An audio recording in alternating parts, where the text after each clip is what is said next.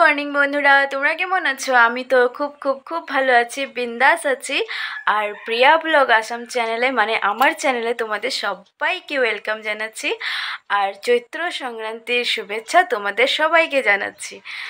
তো চলো এখন থেকে আমার ব্লগটা আমি স্টার্ট করছি। আজকের দিনে অনেকের বাড়িতে কাঁচা হলুদ, নিম পাতা আর শস্য দিয়ে স্নান করে বেটে আর কি। তো আমাদের বাড়িতে সেই নিয়মটা নেই। একটা নিয়ম আছে, হলো স্নান করার পরে তিতো খেতে হয়, তারপরে ছাতু লাড্ডু খেতে হয়। তো তার জন্য নিম পাতা একটা চিবিয়ে খেয়ে নিলাম, তারপর সমস্ত রকমের লাড্ডু নিয়ে হাজির হলাম তোমাদের কাছে। তো সেখানে অনেক ধরনের লাড্ডু আছে, চিড়ে লাড্ডু, মুড়ি লাড্ডু, ছাতু লাড্ডু। তো সেগুলো সমস্তটা খেতে পারিনি যদিও। তো কিছুটা খেয়েছি, কিছুটা বলতে শুধু একটা ছাতু লাড্ডুটাই খেয়েছিলাম। তারপর মা চিড়ে, মুড়ি, দই একসাথে মেখে দিয়েছিল, সেটাই খেয়েছিলাম। আর আমার এরকম খেতে খুব ভালো লাগে। তারপর জেঠিমণিদের বাড়ি থেকে পাঠিয়েছিল আটকড়ই, ছাতু লাড্ডু, চিড়ে লাড্ডু, মুড়ি লাড্ডু, বিভিন্ন রকমের লাড্ডু আর প্রসাদ পাঠিয়েছিল। তো এদিকে আজকে আমাদের বাড়িতে রান্না করা হবে তিতো ডাল, টক ডাল। আর অনেকের বাড়িতে তো আজকে পাচনও রান্না করে, কিন্তু আমাদের বাড়িতে করে না। আজকের দিনে শুধু আমাদের তিতো ডাল, টক ডাল এসবে খেতে হয়।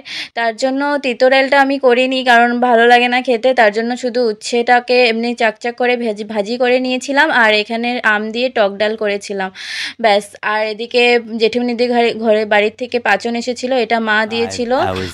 আজকে কাদের কাদের বাড়িতে পাচন রান্না করা হয়েছে আমাকে কমেন্ট করে অবশ্যই জানাবে। আর আমার বাবার বাড়িতেও আজকে পাচন রান্না করেছে, কিন্তু আমি তো যেতে পারিনি পাচন খেতে। তার জন্য এখন বেরিয়ে পড়লাম এক কাকুর বাড়িতে, মানে আমার বাবার ফ্রেন্ডের বাড়িতে। তো সেখানেই যাচ্ছি এখন ডিগবইতে। এখন ঘড়িতে সময় হয়ে গেছিলো প্রায় 9:45 মতন হচ্ছিল। তো এখন আমরা এসে পড়েছি কাকুদের বাড়িতে। অনেক দিন ধরে কাকু বলছিল কাকুদের বাড়িতে আসার জন্য, তো সেরকম কোনো সুবিধা হচ্ছিল না। আর রিলেটিভরাও ফোন করে আজকের দিনে সবের মানে বাড়িতে যেতে বলছিল পাচন খাওয়ার জন্য। তো সব জায়গায় যাওয়া তো পসিবল না, তো তাও একটু সময় বের করে এসেছিলাম কাকুদের বাড়িতে। অনেক বছর পর নাকি বাবা আজকে মানে এখানে কাকুদের বাড়িতে এসেছিল। আর আমি বিয়ের পর এই প্রথম এসেছি কাকুদের বাড়িতে। আর এই ছবিটা তোমাদেরকে দেখানোর একটাই কারণ হচ্ছে, এই পিকচারটা কাকিমণি নিজের হাতে তৈরি করেছে।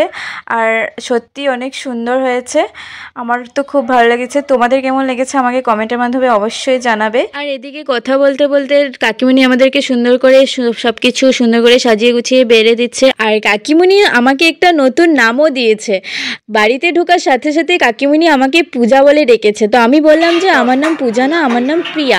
তো কাকিমণি বললো যে না, আমি তোকে পূজা বলেই ডাকবো। তো ঠিক আছে। আমরা এখন ডিগবই এসেছি কাকিমণিদের বাসায়। তো কাকিমণি আমাদেরকে কিছুদিন না খেয়ে যেতে দেবে না, তার জন্য কাকিমণি এখন রান্না করেছে পনির। আর এদিকে বেগুন ভাজা হচ্ছে, ভাত হয়ে গেছে, ডাল হয়ে গেছে। তো আমরা খাওয়া দাওয়া ডিনারটা এখানেই করে দেবো।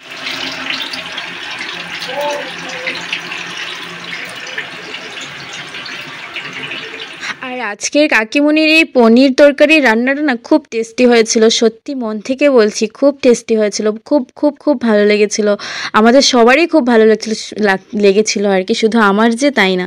তো এখন আমরা খাওয়া দাওয়া ডিনারটা কমপ্লিট করে এখন আমরা বাড়ির উদ্দেশ্যে রওনা হচ্ছি। তো আজকের ভিডিও আমি এই পর্যন্তই রাখছি, দেখা হচ্ছে নতুন কোনো আরেকটা ভিডিওর সাথে।